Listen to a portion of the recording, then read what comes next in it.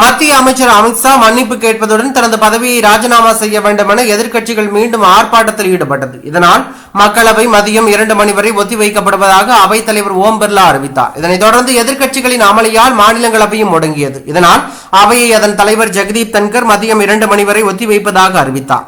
நாடாளுமன்ற, மக்களவை, மாநில சட்டசபைகள் மற்றும் மாநகராட்சிகளுக்கு ஒரே நேரத்தில் தேர்தல் நடத்துவது தொடர்பான ஒரே நாடு ஒரே தேர்தல் திருத்த மசோதா மக்களவையில் நேற்றைய முன்தினம் தாக்கல் செய்யப்பட்டது. இந்நிலையில் நாடாளுமன்ற, மாநிலங்களவையில் அரசியல் சாசனம் பற்றிய 2 நாள் விவாதத்தின் முடிவாக மத்திய உள்துறை அமைச்சர் அமித்ஷா நேற்றைய முன்தினம் பேசினார். அவர் பேசும்போது அம்பேத்கரை பற்றி சர்ச்சையாக பேசினார் என கூறப்படுகிறது.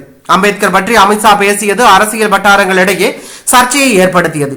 இதற்கு எதிர்ப்பு தெரிவித்து காங்கிரஸ் உள்ளிட்ட இந்தியா கூட்டணியைச் சேர்ந்த எதிர்க்கட்சியினர் தொடர்ந்து அமளியில் ஈடுபட்டதால் நேற்று நாடாளுமன்றத்தின் 2 அவைகளும் நாள் முழுவதும் ஒத்திவைக்கப்பட்டது.